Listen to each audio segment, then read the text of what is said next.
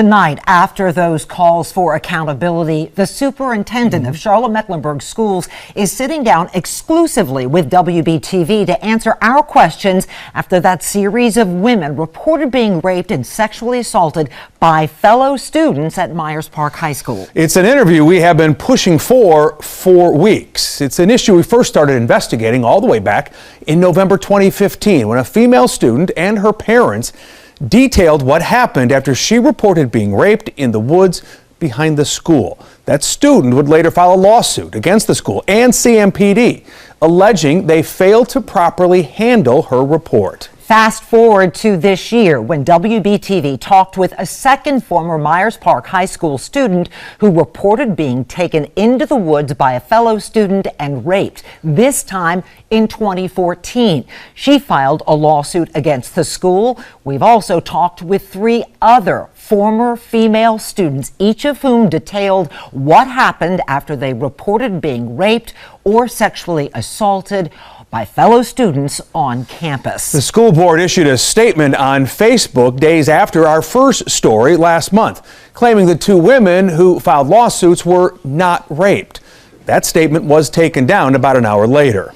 After our reporting and the school board's statement, Myers Park students have organized 2 protests, one outside the school and one last week at the Government Center ahead of last Tuesday's school board meeting. At that meeting, roughly half-dozen current and former students addressed the school board directly, and that brings us to tonight, as Superintendent Ernest Winston sits down exclusively with Chief Investigative Reporter Nick Oxner. Nick questioned the superintendent about how Myers Park and CMS have handled reported rapes and sexual assaults on campus. When you watched those women share their stories, what did you feel? Well, you know, one of the things I feel is a sense that these women are extraordinarily brave, that they've shown a tremendous amount of strength and courage. One, for stepping up and being willing to share their stories. So there is a sense of empathy.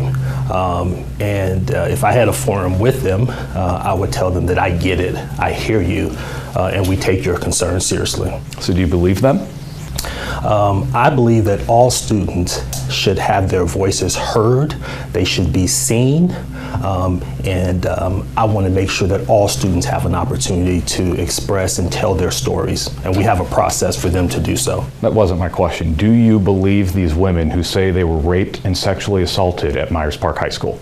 I believe we have a process that helps to determine the facts of a case, but having said that, it's important that every student feels like he or she has an opportunity to be able to tell their story, and that it be investigated, and that the proper protocols and processes are followed in all cases. Yeah, but this is an important question because to date, the only thing anyone has heard from Charlotte-Mecklenburg Schools is that the 2 women who filed lawsuits against CMS, the statement said they weren't raped. So my question is, do you think they were raped, or do you stand by the claim from CMS that they were not raped? Well, let me be very clear. You mentioned the 2 particular matters. We know that there is a case that has been settled, and that there is one where litigation is pending. And as a result of that, I'm not going to comment any further on those particular cases. The school board already commented. The CMS has already spoken, and they said without a doubt that those women were not raped. Those aren't my words. That's the CMS statement. Those women were not raped. Do you agree with that statement? What I will repeat, Nick, and here's the thing. As a former journalist, I understand and I appreciate that your reporting is aimed at making an impact and making students feel like their voices are heard. We want the same thing. I want to make sure that every student has his or her voice heard. I will tell you that I am having a called meeting with our school leadership by the end of this month to make sure that everyone understands and is clear about how to report and respond and handle issues of sexual misconduct. And it is my expectation at that meeting that a message will be shared that every staff member will have that same understanding of how to handle and how to report issues of sexual misconduct. I will also make sure that as we begin the school year and we conduct student assemblies, that this topic is front and center at those assemblies. That's what the commitment looks like. And I will share with you where also I'm having discussions about how do we further incorporate student voice to help us refine our processes and procedures so that all students understand how to report issues of sexual misconduct. One of the things— No, but we're talking about 5 women, Superintendent. We're talking about 5 women that reported their rape or sexual assault to both Charlotte Mecklenburg Police and to administrators at Myers Park. So the issue isn't in students not knowing how to report. The issue is principals like Mark Bosco, who says he has no duty or obligation to report a reported rape or sexual assault to either Charlotte Mecklenburg Schools Police or to Charlotte Mecklenburg Police Department. He testified to this in March, 6 years after your Title IX training began, 2 or 3 years after you became superintendent, and he said in March he didn't need to report students being raped and sexually assaulted to the police. Is that right? So, Nick, this is not the appropriate time for me to issue a referendum on Principal Bosco. I'm asking— That's a personnel matter. And I'm asking, should principals who know of a report from a student that they were raped or sexually assaulted, should principals be reporting that to the police? Staff has an obligation as part of the annual training that we conduct to ensure that the proper procedures and policies are followed. And does that involve reporting rapes and sexual assaults to police? That does in certain circumstances. And so I would say— There's a circumstance where a student reports being raped and you don't report it to police? Rapes are supposed to be reported to authorities. To police? The law enforcement officials, yes. Now, in the wake of our reporting, students and parents have said they can't trust school leaders. So, coming up in a few minutes after the break, I'll ask Ernest Winston, does he think he can get that trust back? We'll have that in just a few minutes. Still more to come on this story. Nick, thank you. We'll see you in just a few minutes. We want to continue now with our exclusive interview with CMS Superintendent Ernest Winston. You just heard a few minutes ago his answer to a number of questions related to how previous reports of rape and sexual assault were handled at Myers Park.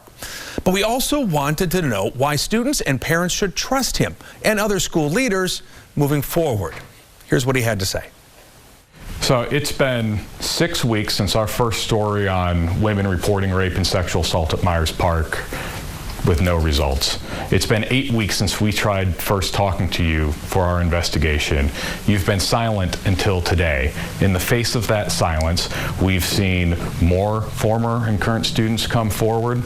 We've seen 2 protests. We've seen parents say they don't trust sending their children to Myers Park High School anymore. Can you and the school district regain the trust of these people, or have you stayed silent too long and allowed a problem to get too out of hand that you're ruining the educations and jeopardizing the perceived safety for students at Myers Park High School? When there are issues, when there are legal matters involved and personnel matters involved in issues such as this, it complicates matters. But it was important that I sit down with you today, Nick, and have a conversation, because a lot of what I've been hearing from our students, they've asked for why aren't we doing certain things, and it was important for me to be able to share what we are doing and what's on the horizon. I want to reaffirm our commitment to creating an environment in Charlotte Mecklenburg schools where every student feels safe that they feel heard, that's important to me. And that's why I'm talking to you today. Now, my interview with Winston came days after multiple school board members said students should report rapes and sexual assaults to them and not school administrators.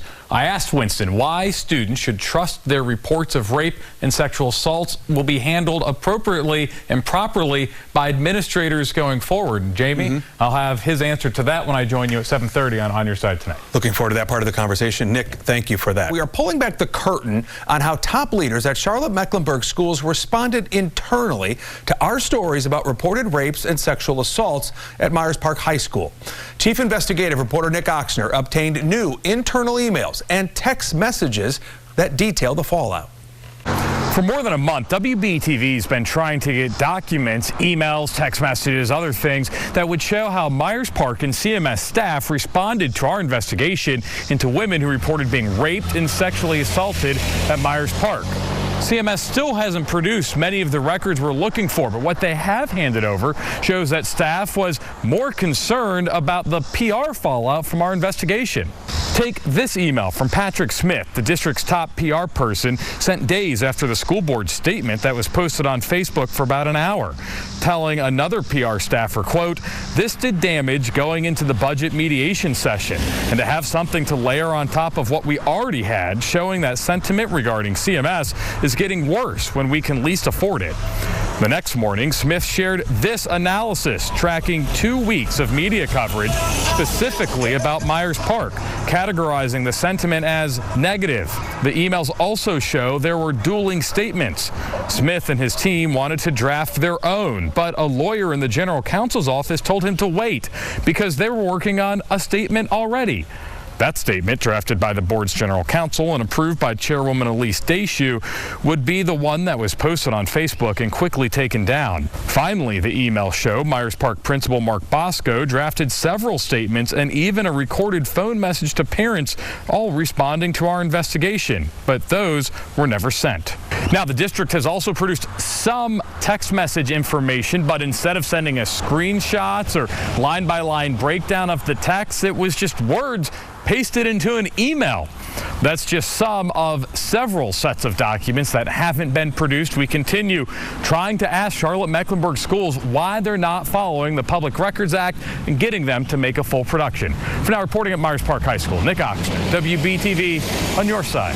Charlotte-Mecklenburg Schools does not have a way to accurately track reports of rapes and sexual assaults on its campuses. And that's giving students and parents a murky picture of sexual violence on campus.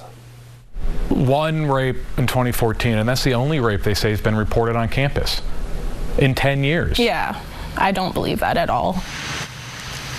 For months, WBTV has been investigating reports by students who said they were raped or sexually assaulted at Myers Park High School with nothing being done. We've heard accounts of 5 women, 4 of whom said they were raped.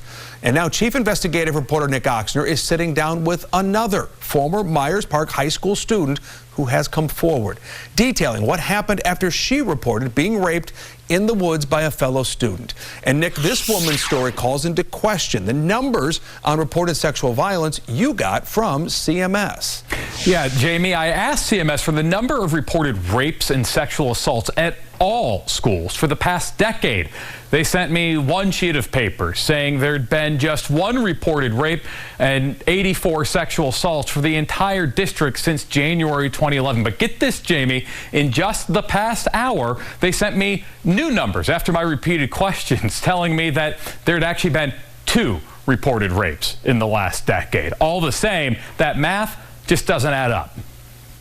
He took me into the woods, and I didn't really think anything of it because I was just really naive. And from there, he proceeded to rape me. This woman reported being raped by a fellow student at Myers Park High School in 2014.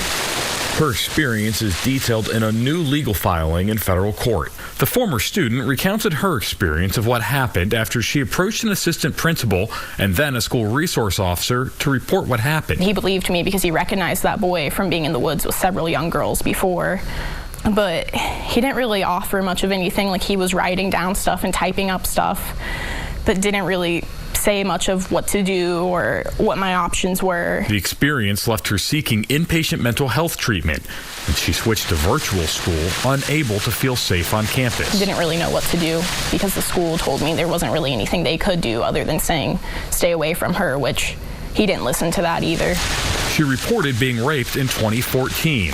The same year, Nikki Womwell also reported being raped in the woods. When I was 15 years old, I was raped in the woods by Myers Park High School, and it was covered up by the MP administration. Numbers provided by CMS say there was just one reported rape in the entire school district in the past decade, even though we know of 4 students at Myers Park High School who've reported being raped in that same time period. And then there's these emails, obtained in a public records request by Wbtv, showing how CMS officials compiled data on reported sexual harassment to give to a Charlotte Observer reporter. It took data from multiple sources to come up with the final numbers. And what the district did give to the reporter was substantially different than the numbers from its own Title IX coordinator, who's responsible for handling reports of sexual harassment. It's a known problem on campus. Was anyone doing anything about it? Not that I'm aware of, no. And whenever they spoke about it, it felt more like the girls in the situation had more of a responsibility to keep themselves safe than anybody else did. This former Myers Park student is the one who encouraged the woman who's speaking out now to report what happened to her in 2014. You encouraged her to go report this? Yeah. Because you thought she would get help? Yes. Did she get that help? No, not at all. One rape in 2014, and that's the only rape they say has been reported on campus in 10 years. Yeah, I don't believe that at all. But just hearing how the school is treating Nikki and all the other survivors stepping forward and saying that no rapes have happened or that it wasn't a rape and it was consensual, that's really disheartening and frustrating to hear. And it's wrong because there are attacks on campus, and they even told me they believed me, but they didn't do what they were supposed to do. Now, believe it or not, a CMS spokesman has stood by the district's data showing previously just 1, now an hour ago 2 reported rapes for the entire district in the past decade. The explanation is that those were the only 2 incidents that resulted in student discipline. So it's the only 2 that got reported. Breaking news tonight as Charlotte Mecklenburg Schools takes action following a months-long Wbtv investigation into the handling of reported rapes and sexual assaults at Myers Park High School. Superintendent Ernest Winston just announced the creation of a new task force to examine the district's handling of reported sexual violence on campus. That announcement came just hours after we learned Myers Park principal Mark Bosco has been suspended. WBTV's chief investigative reporter Nick Oxner has led the way uncovering this problem. He joins us now with the very latest on this fast developing story tonight. Nick? Yeah, Jamie, the new Title IX task force was just announced about an hour ago in a call and email to staff and families. Winston says the group will be driven by students and will be charged with delivering a report on how the district handles reports of sexual violence by the end of the first quarter of the school year. Just last night, we told you that CMS failed to properly track reports of rape and sexual assault on its campuses and says there were just 2 reported rapes at all CMS schools in the past decade, despite double that number having reported being raped just at Myers Park High School in that same time. The handling of reported rapes and sexual assaults at Myers Park High School has been the subject of 2 lawsuits, one that settled in April and another that's ongoing in federal court. Nikki Womwell, who has also used the pseudonym Jill Rowe, was the plaintiff in the case that settled. Her lawsuit specifically alleged Bosco and others mishandled her reported rape in the woods in 2014. She told me this afternoon she hopes the district's scrutiny of its past practices continues even with Bosco's suspension. The one thing I would say is I really don't want Bosco to become the scapegoat as the sole source of this issue. It clearly goes all the way up to how the entire county handles these cases, from the record keeping to the overall culture to Title IX procedures. I think there's just so much more work to be done, and this is a really, really important first step, and I want to thank the school board for it. But I just don't want the momentum to stop here. Now, we've posted more details of that new task force as well as links to our previous reporting in this investigation. That's all online right now at WBTV.com. Members of the Charlotte-Mecklenburg School Board have just finished a briefing on how the school district handles complaints of sexual violence amid continued outcry from students and calls for change, prompted by a WBTV investigation into reported rapes and sexual assaults at Myers Park High School. WBTV's chief investigative reporter Nick Oxner is live right now. Nick, you've been at tonight's meeting. You join us with the latest push on school leaders to take action. Yeah, Molly, at tonight's meeting, a half dozen current and former students and concerned parents addressed members of the Charlotte-Mecklenburg School Board about what they say is continued inaction or inadequate action in response to our investigation that found women reporting being raped and sexually assaulted at Myers Park High School. As they spoke tonight to the board members, hours later, the presentation's actually still going on, the superintendent was preparing to brief school board members on how the district handles complaints involving sexual violence and other things covered by Title IX. While those students and parents spoke, others in the audience held up signs calling for additional action against Myers Park principal Mark Bosco, who was suspended with pay on Friday, and for the school district to better comply with federal Title IX laws. Just an hour after those comments, at the same meeting, the board is now getting a presentation from Superintendent Ernest Winston on the district's Title IX policies. Still, those who spoke tonight called for more concrete steps from CMS leaders. You claim to be listening. Congratulations. You have taken the first step. The next is to include survivors in the conversation. Let those your system have failed have a say in the policies that could have protected them and supported them. Isolation and victim blaming are not permanent solutions. It is important that the school keep track of all allegations, even those that do not result in discipline. This is vital if the victim decides to pursue justice later in life or if the perpetrator is a repeat offender. Now, in a sign of the priorities for the board tonight, they opened the meeting at 6 o'clock with an hour-long discussion on making better meeting agendas. The board members had public comments and then had a multi-hour presentation on back to school. This discussion on Title IX, which Ernest Winston, the superintendent, just called a very, very important topic, started at 10:56. We'll update you on what they say tomorrow morning on WBTV News starting at 4:30 a.m. For now, reporting live at the Government Center, Nick Oxner, WBTV, on your side. Well, Nick, it sounds like you need to get back inside that meeting. Thank you. This was not the only thing discussed at tonight's school board meeting. Our reporter Courtney Cole is also there, Nick. We are going to hear from her in about 10 minutes about what the more than 24 people signed up to speak about were talking about and how the district reacted. Again, Nick will get your full update tomorrow morning. New at 6, is the Charlotte-Mecklenburg Police Department taking reports of students being raped at Myers Park High School seriously? I'm Maureen O'Boyle. And I'm Jamie Bull. Thanks for joining us. The half dozen women we have talked with, each of whom reported being raped or sexually assaulted to police, say the answer is no. For months, we have told you about these cases, Maureen. That's right, Jamie, and we've demanded answers from school leaders in response to the women's claims that they reported being raped or sexually assaulted, but nothing was done. Now, the Charlotte-Mecklenburg Police Department is refusing to answer questions from WBTV's chief investigative reporter Nick Oxner, who's found in some cases CMPD didn't file a report and in others closed the cases with doing little or no investigation. I don't trust them anymore. This is a former Myers Park student we talked with in 2015, saying she doesn't trust the Charlotte-Mecklenburg Police Department because of the way they handled her reported rape. Do you regret reporting this to the police? At first I did, because they kind of made it seem like it was my fault. But I talked to my mom and she said it's not supposed to happen this way. Immediately after her reported rape, the student's mother took her to the ER to have a rape kit done. Police didn't come pick the kid up, ignoring multiple calls from hospital staff. I haven't spoken with a detective yet, and we don't know how to file a report. He wrote that I consented, and that's not true.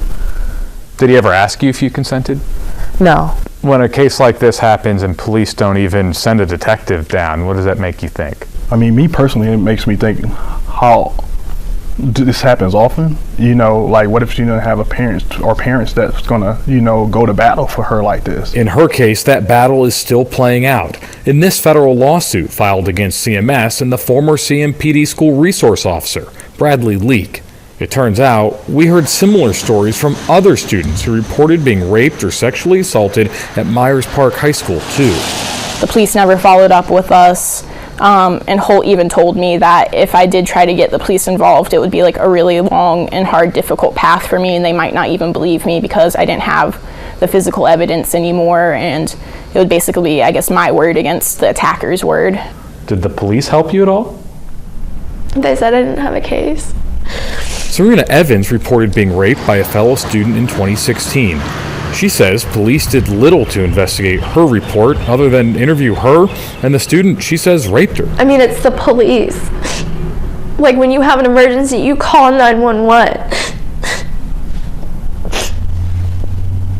And for them to just say, sorry, it was like I didn't have anywhere else to go. Because if anything were to happen, the police would help make that happen. But they just abandoned me too, so. Do you think that CMPD took your report seriously? The lack of response that I've gotten from CMPD has been a little bit upsetting. This former student reported being repeatedly sexually assaulted by a fellow student on the school bus in 2018. So they really didn't even, there was no effort on their part to help me. And then there's Nikki Wamwell, who previously used the pseudonym Jill Rowe and who we spoke with in shadow earlier this year. A CMPD spokesman confirms that a police report wasn't ever filed in her case. Leak, the former CMPD officer, also named in Wamwell's suit, testified in the Rowe case that he considered Wamwell's report to be unfounded because she'd previously had sex with the student she said raped her. In a sworn deposition under oath, Leak said he got advice from a CMPD lawyer who said because they'd previously had sex, Wamwell being forced into having sex that time couldn't be considered rape. But in a statement to Wbtv, that lawyer, Judy Empkin, says she had no recollection of giving Leak that advice and said, given the set of facts in Wamwell's case, prior sexual contact would not prevent someone from being raped in that incident. Leak did not return a voicemail seeking comment. I was so disheartened by the way the school handled it that I thought all adults would make me feel the way that the school did and the way that the counselors did and the way the principal did and the school resource officer did. It felt like adults wouldn't believe me and that if I told anyone, they would make me feel worse. Yeah, a spokesman for CMPD refused our request for an on-camera interview and issued a statement that said the department would not answer specific questions for this story, citing the ongoing litigation in the Jane Doe case. Our investigation obviously continues. Is learning the principal of Myers Park High School is officially off that job tonight. Thank you for trusting us here at 6 o'clock. I'm Molly Grantham. And I'm Jamie Bull. Glad you're here. Charlotte-Mecklenburg Schools announced today that Mark Bosco has been reassigned from his job as principal to an administrative role at the central office. This comes months after he was suspended while CMS officials investigated his handling of rapes and sexual assaults on campus. That investigation came after WBTV exposed concerns surrounding Myers Park High School. And tonight, one of the 6 women we've spoken with is casting doubt on the school district's investigation. I knew there was this investigation going on and no one ever contacted me in any way. Yeah, that's Nikki Wamwell, who previously went by Jill Rowe. She reported being raped in the woods behind the school buildings in the year 2014. WBTV's chief investigative reporter Nick Ochsner here now with more on Bosco's move and his conversation with Wamwell. Nick? Yeah, Jamie, Molly, a letter produced to me by CMS just this week says explicitly that Bosco was suspended in early August so the district could investigate his handling of reported rapes and sexual assaults at Myers Park High School. Despite that, none of the women I've spoken with who reported being raped or sexually assaulted say they were interviewed as part of that investigation. Bosco was suspended on August 6th, days after coming off medical leave that lasted most of the summer. At one point while he was on leave, the school board failed to renew Bosco's contract. His new role will be an administrative one at the central office, but I've spoken with multiple former Myers Park students who reported being raped at the school since today's news broke, and they question whether CMS did a thorough investigation. I was never interviewed. My parents were never interviewed.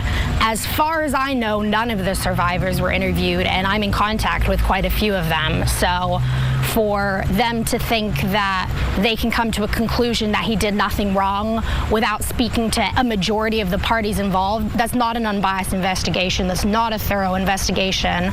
That would be like having a criminal investigation and only ever talking to the defendant. It's ridiculous. It's insulting. Now, a lawyer for Bosco released a statement this afternoon saying in part, quote, after a lengthy and thorough investigation of the facts, CMS finds no basis to conclude that Mark Bosco mishandled or failed to respond to any allegation of sexual misconduct. Now, it's also worth noting that under the law, the investigation into Bosco is a confidential personnel record. So we don't actually know what the investigation found. I've asked Bosco's lawyer if he would allow the report to be released publicly, but so far haven't gotten a response. Molly? Well, we know you'll continue to ask Nick. Nick was the first to break this on Twitter early this afternoon. For any new developments on Myers Park, you can follow Nick on Twitter or see his stories on our website, wbtv.com. A high school student comes forward to report being sexually assaulted at school. He put his hands in my pants and then he was like touching my breasts. What happened next will shock you. Thank you for trusting WBTV News at 6 o'clock. I'm Jamie Bold. And I'm Molly Grantham. We're glad you're here. Police investigated the report and filed charges against a male student. But school administrators at Hawthorne Academy High School in Charlotte have accused the female student of filing a false report, and they suspended her. Well, the girl's outraged mother called WBTV's chief investigative reporter, Nick Oxner. Nick has been working for months to shine a light on Charlotte-Mecklenburg School's handling of reported rapes and sexual assaults. Nick, the question lots of folks asking right now, how could this happen? Well, Jamie, that's the same question the mother of the 15-year-old sophomore at Hawthorne Academy High School is asking. But Charlotte-Mecklenburg Schools refuses to offer any explanation as to how this could happen. He would like come into the bathroom and he would push me into the stall. You're listening to a 15-year-old sophomore student at Hawthorne Academy High School recount the near daily harassment she says she experienced from a male student. Until one day, she says, it turned into more. He caught me like off guard. I wasn't like paying attention. And he put his hands in my pants and then he was like touching my breasts. The girl says she decided to report what happened after sitting through a Title IX presentation at the beginning of the school year. She reported to school administrators who called police. CMPD confirms they charged a juvenile with sexual battery in response to her report. But that didn't stop school administrators from issuing this letter, saying they found no credible evidence that the girl was assaulted, but found she had filed a false report. They suspended her and removed her from some school activities. The school did their investigation, gave me a phone call and said, hey, look, unfortunately it looks like there's no evidence that shows that what your daughter is saying took place did. We're going to have to give her a day of suspension. And, you know, so then that I asked the principal, I said, well, if the police are telling me that he did do these things, he admitted to them, and that I have the right to press charges, you're telling me this didn't happen. And she said, well, unfortunately, what the law does has nothing to do with CMS, so unfortunately, we have nothing else that we can do about this. What was going through your mind when you were having that conversation? I really just thought I had faith in CMS that they were going to do right by my daughter. So when I got that phone call, I was hurt. CMS says we take sexual assaults seriously. We take Title IX seriously. We want students to report these instances. What would you say to that? I would say that it's a lie. They don't have your children's back. In addition to suspending the female student, CMS is also making her attend a class called Sexual Harassment is Preventable. They are making her feel like she is being punished for coming forward. Do you think she would think twice before coming forward if a similar thing happened again? I do, and that scares me because she told me how hard it was for her to come out and tell the story to me, to the school, to the police. What would you tell school leaders about how this has made you feel? That they should have done something about it. Instead of punishing me, they should have punished him. Now, I first contacted the Hawthorne Academy High School principal, a spokeswoman for the superintendent, Ernest Winston, and a spokesman for the school board last Tuesday. The principal and board spokesman didn't respond at all. And a spokesman for Winston issued a statement saying, in part, quote, district leaders review assertions of Title IX reporting problems and will take appropriate action in the event any review reveals action is necessary. But the girl's mother tells me they haven't heard anything from CMS or the school since we first started asking about this story last Tuesday. And Jamie, I'll join you on Your Side tonight coming up at 7:30 as we talk about how this story that you just heard contrasts with what we've heard from district leaders and the school board in recent months about how they want to handle Title IX. So many things jump out of that story. She had to attend a sexual harassment class? That's right. Absolutely. We will be watching at 7:30. Yep. Nick, thank you. CMS suspended a student who reported being sexually assaulted. Is that acceptable to you? A WBTV investigation continues. How did a female student get suspended after reporting being sexually assaulted? I'm gonna have my lunch. Silence. That's the answer we got from Charlotte Mecklenburg School Board members today when we tried asking a question. How could something like this happen? He put his hands in my pants and then he was like touching my breast. We first told you last night about a 15-year-old girl who reported being sexually assaulted by a classmate at Hawthorne Academy High School, which is in CMS. Police have filed charges in the case, but the school's principal determined that the assault didn't happen and suspended the girl. I had faith in CMS that they were going to do right by my daughter. So when I got that phone call, I was hurt. And that is where we start right now at 6 o'clock. Thank you for trusting WBTV News. I'm Jamie Bull. And I'm Molly Grantham. Since our story first aired yesterday, WBTV has gotten no response from CMS. So Chief Investigative Reporter Nick Oxner saw this afternoon's school board meeting as an opportunity to take our question to school leaders face to face. But Nick, doesn't look like you got much of an answer. Well, Molly, Jamie, I first emailed a spokesman for the school board Tuesday of last week asking for an interview with any board member about the Hawthorne Academy High School student who was suspended after reporting a sexual assault. Then, last night, after our original story ran, I sent an email to each board member with a link to our story asking for their reaction. Only one board member responded, so I showed up to their open meeting today to try to ask questions. I emailed you last night about the situation at Hawthorne Academy High School. I don't have any information about it. You got it? Okay, great. Right, so you don't have any comment about a CMS student who has been suspended after reporting sexual assault. I don't have any information. This is our lunchroom. That's school board member Margaret Marshall refusing to answer questions about the student at Hawthorne Academy High School who was suspended after reporting a sexual assault. School administrators gave the girl this letter saying she filed a false report.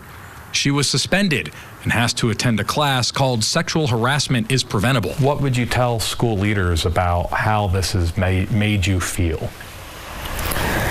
That they should have done something about it. Instead of punishing me, they should have punished him. They are making her feel like she is being punished for coming forward. Do you think she would think twice before coming forward if a similar thing happened again? I do, and that scares me because she told me how hard it was for her to come out and tell the story to me, to the school, to the police. Ms. Dashew, Nick Oxner at WBTV. Why haven't you responded to our attempts to ask questions about what happened to the student at Hawthorne Academy High School? Because I don't comment on student matters. Ma'am, CMS suspended a student who reported being sexually assaulted. Is that acceptable to you? Ms. Dashew? You're making kind of in my space. CMS board chairwoman Elise Dashew wouldn't answer our questions either. Thank you. And even got a government center security officer to escort her out of the room. You will not answer our questions. Why not? I have told you why. that we don't respond on So student it's acceptable matters. to you for CMS to suspend a student who reported being sexually assaulted. How does that square with what you said just a few months ago about wanting students to report and feel safe? Thank you. You are not the person that I would convey that message to. So thank you very much. When we tried asking board member Jennifer De La Hara whether it's appropriate for a student to be suspended after reporting a sexual assault, she said she couldn't answer our questions because she needed to eat lunch. I emailed you last night to see why neither I'm you gonna nor have anyone my else from the lunch. school board will respond to our request for comment. Jennifer, I'll take your bags if you want to grab your lunch. Okay. Now, it's worth noting that CMS Superintendent Ernest Winston wasn't at today's board meeting. A spokesman for Winston previously declined to schedule time for him to answer our questions. But most importantly, the Hawthorne Academy student and her mother have still not heard anything from school administrators or Charlotte-Mecklenburg schools since our story first ran last night. Rest assured, we are going to continue to hold the district accountable. Molly?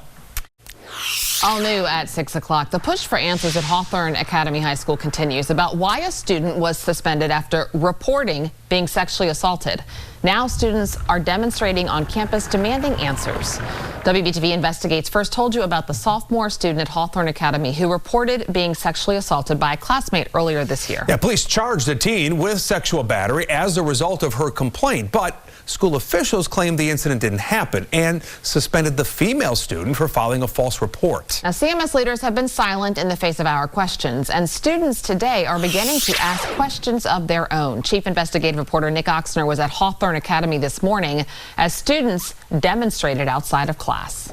More than 100 students spent more than an hour gathered outside the halls of Hawthorne Academy High School protesting and reacting after WBTV uncovered a female student reported being sexually assaulted and was suspended. This reaction from students come as administrators and CMS leadership remain silent. This was a view from the street as hundreds of students gathered outside Hawthorne Academy High School Wednesday morning. They gathered among nearly a half dozen police cars, and even a fire truck pulled up in front of the group in an effort to block the view. But their message could still be heard. They wanted to know how a student could end up suspended after reporting being sexually assaulted by a fellow classmate. He put his hands in my pants and then he was like touching my breast. We first told you about this Monday. A sophomore student made the report in late August. CMPD investigated and has charged a juvenile with sexual battery. But the female student was suspended because administrators said she filed a false report. I really just thought I had faith in CMS that they were going to do right by my daughter. So when I got that phone call, I was hurt. CMS says we take sexual assaults seriously. We take Title IX seriously. We want students to report these instances. What would you say to that? I would say that it's a lie. They don't have your children's back. How is that appropriate and acceptable to you? The school's principal and leaders at CMS have been silent in the wake of our story. Man, please don't touch me. And school board members wouldn't answer questions before a public board meeting Tuesday. You will not answer our questions. Why not? I have told you why, that we don't respond on. So it's acceptable to you for CMS to suspend a student who reported being sexually assaulted. How does that square with what you said just a few months ago about wanting students to report and feel safe? Thank you. You are not the person that I would convey that message to. So thank you very much. But that didn't stop the students at Hawthorne Academy High School from making their voices heard Wednesday morning. They should have done something about it. Instead of punishing me, they should have punished him. Yesterday, I tried to get board members from CMS to react and explain how could this happen. No one wanted to answer my questions. You can watch how that went online right now at WBTV.com. Now reporting at Hawthorne Academy High School, Nick Oxner, WBTV, on your side. Nick, thank you. Now, in the last 30 minutes, CMS Superintendent Ernest Winston issued a new statement in response to our investigation that found a student was suspended after reporting sexual assault. It reads, in part, as a parent, I understand the concerns many families are sharing about news coverage of incidents of misconduct. It is difficult for me to not give in to the parental instinct of providing information to help others gain a better understanding of situations, which many times prove more complex than news reports might lead one to conclude. Winston goes on to say the district takes all allegations of misconduct very seriously. The student and her mother have still not heard anything from Winston. And when I turned around, like half of his pants were down. A student coming forward tonight, speaking only with WBTV to detail what she says happened after she reported being sexually assaulted at Hawthorne Academy High School. When I tell you, I turned so red, like I froze. But instead of reporting to police, this student says her complaint was quickly dismissed, and she was told she couldn't tell anyone. I didn't know what to do because I was like, what the heck? Last week, we told you about a sophomore student at Hawthorne Academy High School who was suspended after reporting a sexual assault. But now we're hearing from a second student who has a very similar story. Thank you for trusting WBTV. I'm Molly Grantham. And I'm Jamie Bold. The school's principal and most leaders within Charlotte-Mecklenburg schools have been silent about all of this. WBTV's chief investigative reporter Nick Ochsner here now to tell us the latest on what he has uncovered. Nick? Yeah, Jamie, Molly, after our first story aired last Monday, I heard from a former Hawthorne Academy student who emailed the tip line saying her friend had reported being sexually assaulted at the school just years earlier. And instead of calling police, the student was forced to sign an agreement saying she wouldn't tell anyone. Well, we sat down with that friend, a 2020 Hawthorne Academy graduate who's sharing her story publicly right now for the first time. It was my junior year of high school. Until last Thursday, Rashika Chamlagai had only told a couple friends about an incident in which she was sexually assaulted by a male friend at Hawthorne Academy High School in 2019. He was kind of like touching me and stuff, and I started walking a little faster because I felt really uncomfortable. And when I turned around, like half of his pants were down. Chamlagai says she reported the incident to the school's principal, Diane Weston, almost immediately. I was very close with the principal. I looked up at her like she's my mentor. So she was making her coffee, and I go up to her, I'm like, "You're not gonna believe this." And I began to tell her what happened. As soon as I told her, she was like, "Okay, Title IX, Title IX." The immediate attention from Weston and other administrators soon led to Chamlagai spending most of the day in the office. Until hours later, she says, her complaint was dismissed. They later came by and told me we didn't find anything in the camera. And I was shocked because I know the camera can get from the front of the school all the way up to the main sign where it is. I know that because I have seen it in the security room before. But it's what happened next that still troubles Chamlagai. I was sitting in the vice principal's room, like facing a wall. She was like, "Don't text your friends, don't text your family, no one should know what happened." And I'm like feeling already overwhelmed because I didn't expect them to tell me what they told me. I thought some actions were going to take place, but later, 2 or 3 hours later, they presented an NDA. Only thing I remember is that there were 10 things on there.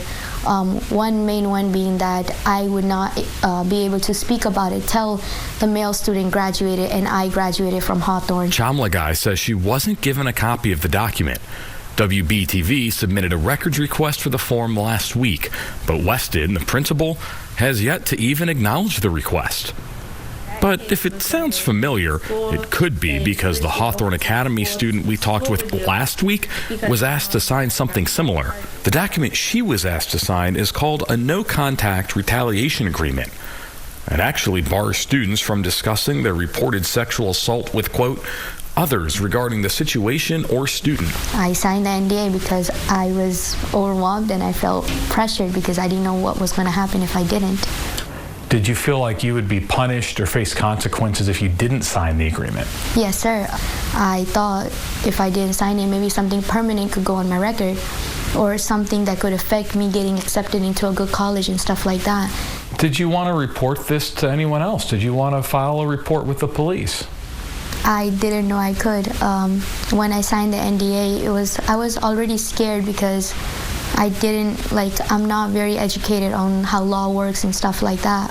But like when I did ask the principal or I talked with my mom and stuff like that, they were just like, it's a non-disclosure form. So you believed that you couldn't report this to police because you signed this agreement that you thought prevented you from talking about it? Yes, sir. Now, state law requires teachers and school administrators to refer reports of minors who say they were sexually assaulted to police. I've made multiple requests to both Principal Diane Weston and Superintendent Ernest Winston seeking comment for nearly 2 weeks, but my requests haven't gotten any response. We do have new reaction tonight to a Wbtv investigation that continues to prompt change. For weeks, we've been investigating the handling of reported sexual assaults at Hawthorne Academy High School. Earlier today, CMS announced the principal and assistant principal of that school have been suspended. Wbtv's chief investigative reporter has led the way uncovering this issue. He is live at the Government Center with new reaction to today's news. Nick Oxner, take it away. Yeah, Molly, students and parents at Hawthorne Academy High School got a message late this afternoon saying Principal Diane Weston and Assistant Principal Nita Adams had been suspended with pay from Hawthorne Academy High School. At the same time that message was going out, school board members here at the Government Center were just beginning what would stretch on to be hours of meetings that just actually broke up about 20 minutes ago. Very little was said tonight from the dais about what we've uncovered at Hawthorne Academy High School, including a current student who was suspended after reporting a sexual assault and a recent graduate who says she was told to sign a non-disclosure agreement after reporting a sexual assault in 2019, except for a public announcement from Superintendent Ernest Winston, who acknowledged the suspensions and a brief thank you from board member Margaret Marshall. But during public comment, several speakers did address the issue. Among them was Nikki Wamwell, who we've previously talked with about what happened when she reported being raped at Myers Park High School in 2014. After her report, she was told by then Principal Mark Bosco that she could be disciplined if her complaint was investigated and found to be unsubstantiated. I was 15, scared, hurt, and I needed help. I was met with victim blaming and threats. The same has happened to this girl. How can this still be happening 7 years later? Can you not hear our cries for change?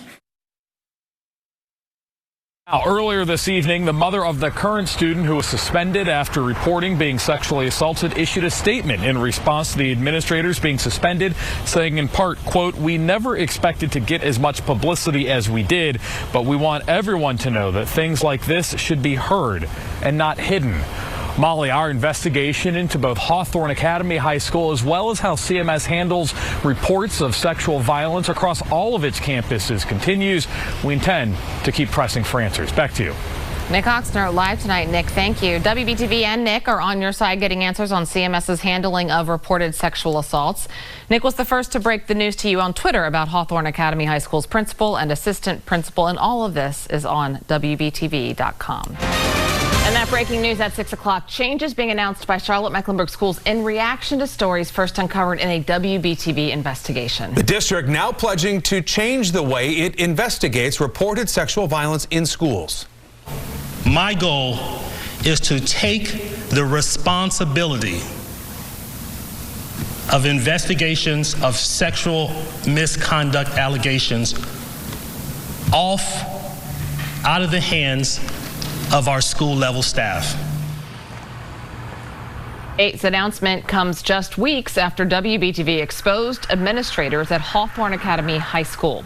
They suspended a student who reported being sexually assaulted. Thank you for trusting WBTV News at 6 o'clock. I'm Molly Grantham. And I'm Jamie Bull. But a lawyer for that student and other women who have reported sexual violence tell WBTV's chief investigative reporter Nick Oxner today the announcement is not enough. Nick, tell us more.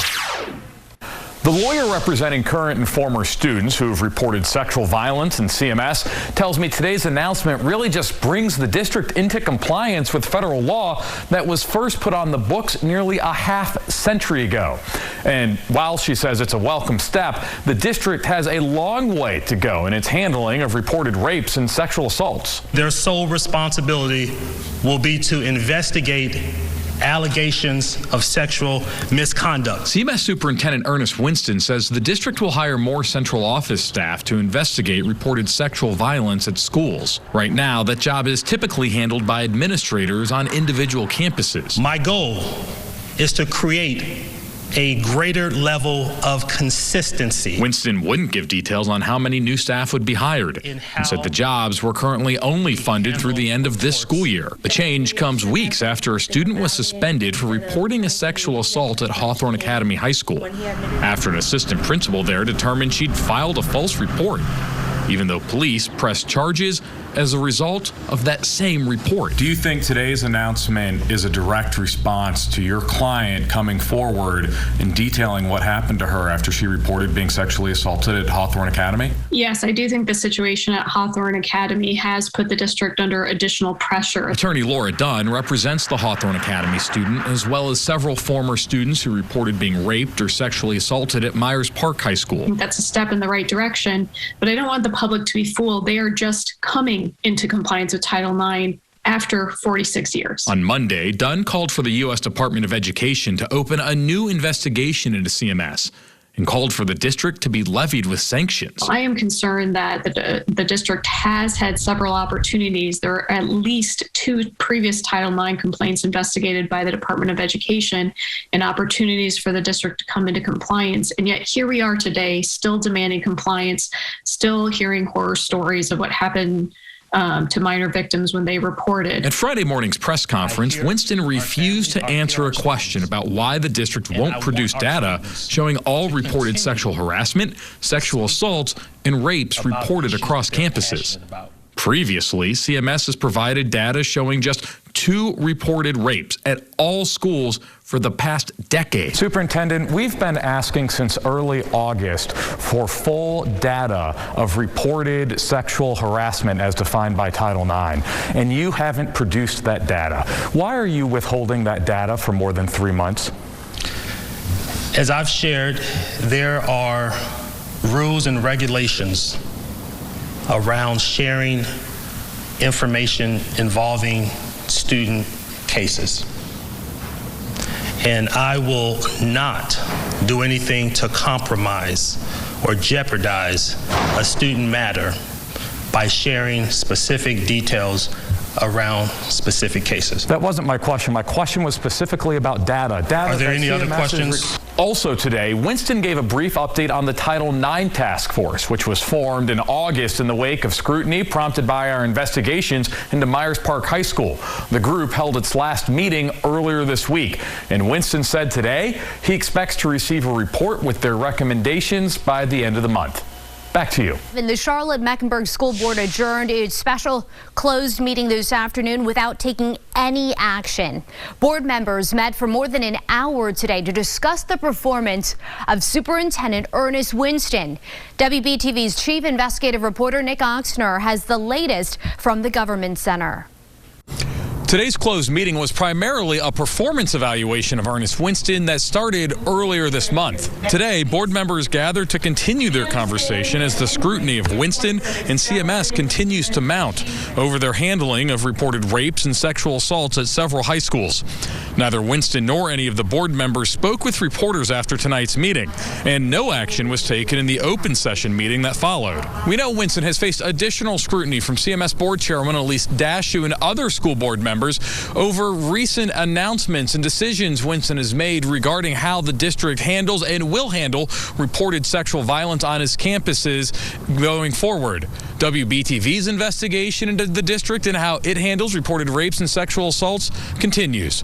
For now, reporting uptown at the Government Center, Nick Oxner, WBTV, on your side. Nick, you are also tracking other new scrutiny for CMS over its handling of reported sexual violence. What's the latest on that front? Yeah, Jamie, 2 top Republicans in the North Carolina Senate have raised more questions on our making new demands for documents from Superintendent Ernest Winston in Charlotte-Mecklenburg schools. Senators Vicky Sawyer and Danny Britt first sent this letter to CMS last month asking questions related to the student at Hawthorne Academy High School who was suspended after she reported being sexually assaulted. Winston responded by saying that no student had ever been suspended after reporting sexual assault, even though WBTV has the document showing otherwise. It's on your screen right now, with Hawthorne Academy administrators saying they were suspending a student because she filed what they determined to be a false report of sexual assault. That fact was highlighted in today's letter from the senators, who called Winston's answer, quote, slippery, and demanded full and truthful answers from the superintendent. The senators also demanded communication records and documents that would shed light on how the district handles reported sexual violence and how Winston came up with his first response to lawmakers last month. Now, I reached out to a spokesman for Winston this afternoon asking for comment on today's letters from the senators. That spokesman acknowledged the email but didn't actually send a statement. I'm also reviewing the Title IX task force report right now. I'll have an update coming up at 7 o'clock. Guys, back to you. Thank you for joining us tonight. I'm Alex Giles. Maureen has the night off. The breaking news, Charlotte-Mecklenburg Schools has just released a report and recommendations from the district's Title IX task force. That group was announced in August by Superintendent Ernest Winston in response to increased scrutiny in how the district handles reported sexual violence, all of which has been prompted by an ongoing Wbtv investigation into reported rapes and sexual assaults at high schools in the Charlotte area. Wbtv's chief investigative reporter Nick Oxner has been reading through the report that came down a little over an hour ago. Nick, what are the initial takeaways here? Yeah, Alex, the report is more than 24 pages and contains a number of findings and recommendations. But chief among them was that CMS needs to change how it investigates reported sexual violence.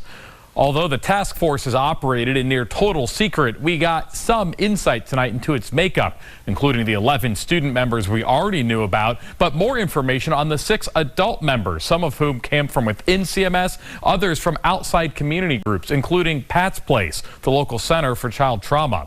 In a section of recommendations from the adult task force members, the report states, quote, recent reporting has revealed that when Title IX allegations are criminal in nature, the CMS Title IX investigative process is inherently problematic and incongruent with local community standards and national best practice approaches. The report calls on CMS to enter into an agreement with Charlotte-Mecklenburg Police on how investigations would be jointly handled moving forward, among other things. Now, there is a lot of information to get through in this 30-page report. I'm going to go back upstairs to my office, continue reading and breaking this down. In the meantime, we have posted a copy of the report so you can read for yourself. It's online right now at wbtv.com. Alex? Breaking in the last hour, WBTV has confirmed the principal and assistant principal at Hawthorne Academy High School have been permanently reassigned from their jobs. The move follows our investigation that uncovered a student being suspended after reporting being sexually assaulted. WBTV's chief investigative reporter Nick Oxner is walking us through what is next for Principal Diane Weston and assistant principal Nina Adams. Nick? Yeah, Maureen, Jamie, according to a notice sent to Hawthorne Academy families late this afternoon, both Principal Diane Weston and Assistant Principal Nina Adams are taking jobs within the central office. The move comes after a months-long investigation by the district. Principal Diane Weston and Assistant Principal Adams were suspended in November following a WBTV investigation that found a student was suspended after she reported being sexually assaulted. WBTV later talked with a second student who said she was forced to sign a non-disclosure agreement after reporting being sexually assaulted that she felt prevented her from talking and reporting this to the police. Now, it's not immediately clear what Weston's and Adams' new jobs at the central office are. Tonight's message to Hawthorne Academy families said the current interim principal will continue in that role until a new permanent principal is named. Guys, back to you. First tonight, all new at 6 o'clock. It has been months since Charlotte-Mecklenburg Schools leaders got recommendations on how to improve the handling of sexual violence on campus. But there has been no action from the school board or Superintendent Ernest Winston, the school leader who called for the report. The Title IX task force was announced by Winston last August. His announcement came in the wake of scrutiny prompted by a series of WBTV investigations that found a half dozen female students reported being raped or sexually assaulted at Myers Park High School with no results.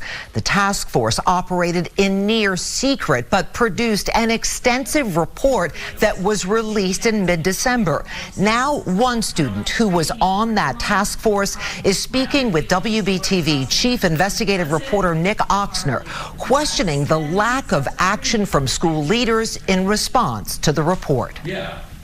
All the students that were on it did a really good job of going through everything CMS had listed out and making sure that they felt all concerns were being addressed. Aidan Fennell was one of 11 students on the CMS Title IX task force. The group worked last fall to examine ways the school system could better handle reported sexual violence. I felt really good on the fact that the task force had gone through and done everything, and that the group had cohesively worked together to create a list of recommendations and had gone through all of CMS's Title IX training and curriculum. The task force produced this 30-page report, which includes dozens of recommendations from the student members as well as recommendations from the adults on the task force.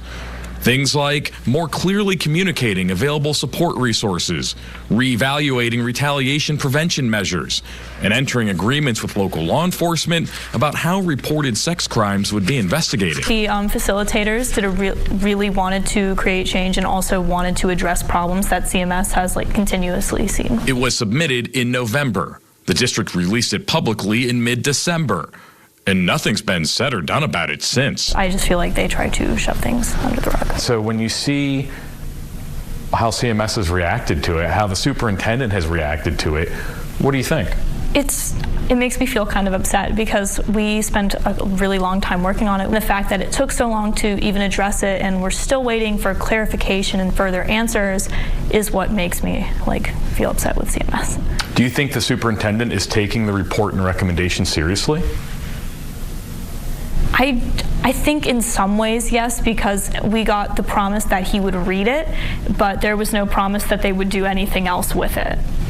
Well, that's got to be frustrating, all right? You have these recommendations for action. It's been months. You've seen no talk of any action. Yeah, it's very frustrating. It's also disheartening because there are people who have been waiting for years, and they've been waiting and thinking that with everything going on that maybe CMS would finally do something, and that this task force was kind of a step towards it. I first emailed a CMS spokesman seeking an interview for this story Monday. Specifically, I wanted to ask what, if anything, the district is doing to implement the recommendations in this report. That spokesman responded Wednesday saying he'd been too busy to give me an answer. Then, late Thursday, he sent a statement saying that one thing the district was doing was planning to overhaul its curriculum related to Title IX, but couldn't give a specific timeline or even an end date when that would be finished. The statement also mentioned the district was hiring more staff to investigate Title IX complaints, but that was something Superintendent Ernest Winston announced before the task force ever finished its work. It sends a message that we don't care that much, or let's kind of push this conversation aside till we get to it again at the beginning of the year next year.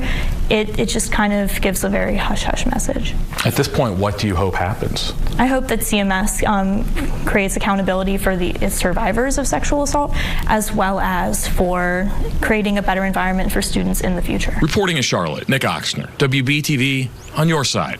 Breaking tonight, the Charlotte-Mecklenburg School Board fired the superintendent. We believe that a different leader is needed to shore up this district.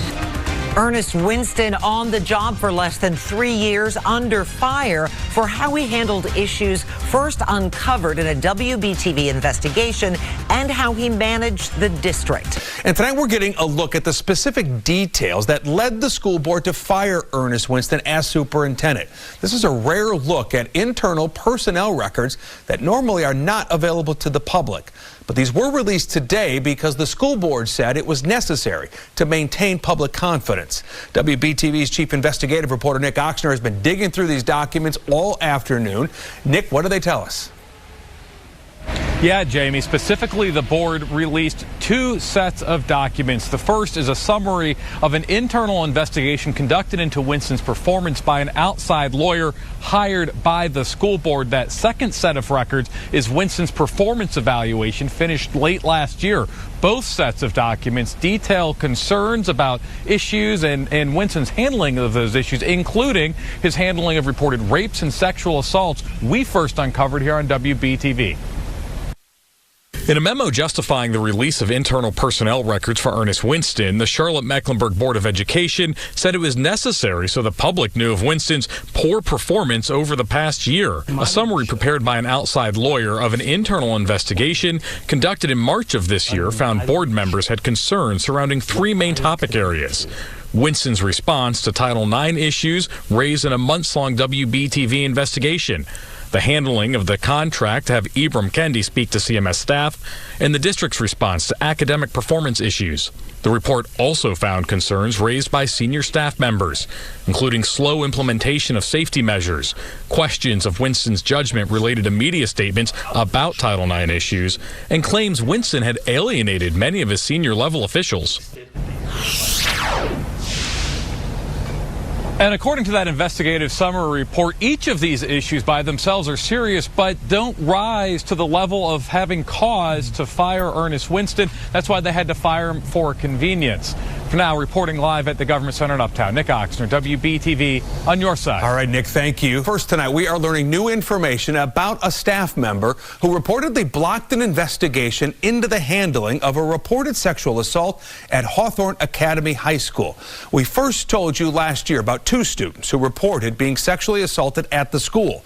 One was suspended after administrators claimed the girl filed a false report. A second told WBTV she was forced to sign a non-disclosure agreement that she felt prevented her from even reporting to police. Our chief investigative reporter, Nick Oxner, is here to detail the new information he's uncovered tonight. Nick? Yeah, Jamie, Rashika Chamlagai told me last fall that she reported a male student exposing himself to her one day on campus. Administrators had her sign an NDA, and in a report released last week summarizing the findings of an investigation into then Superintendent Ernest Winston, investigators found a staff member obstructed a CMS investigation into Chamlagai's claims. Now, sources tell me that staff member was Winston's chief of staff, his top aide, LaTarja Henry. I just want you to read this paragraph. I'm asking Rashika Chamlagai to read this paragraph from the investigation report into Ernest Winston. It spells out steps a staffer reportedly took to block an investigation into Chamlagai's claims about how her reported sexual assault was handled at Hawthorne Academy High School. It just makes me really frustrated and angry to know that this is how they chose to handle the situation, even after, getting so much media attention. We wanted to get Chamlagai's reaction, knowing her decision to speak out last fall played a part in the school board's decision to fire Winston. She was like, don't text your friends, don't text your family, no one should know what happened. That's little solace to Chamlagai. They could have chose to do better.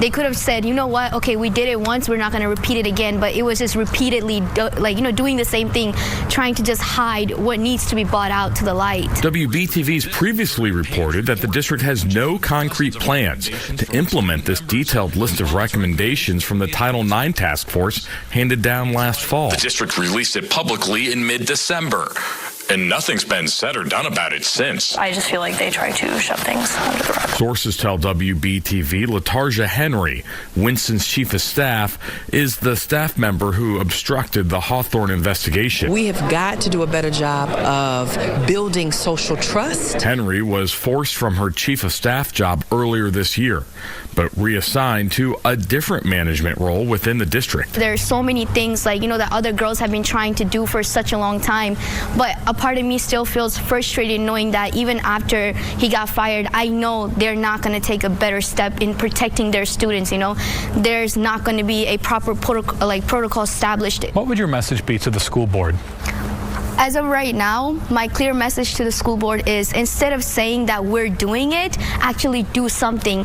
We're hearing words, we don't see actions. Now, I reached out to spokespeople for both Charlotte-Mecklenburg schools as well as the school board. Neither of them got back to me for this story separately. I also reached out to Henry, asked her for a comment for this story, but she also did not respond. We'll let you know if that changes. Jamie? We know you will. Nick, thank you.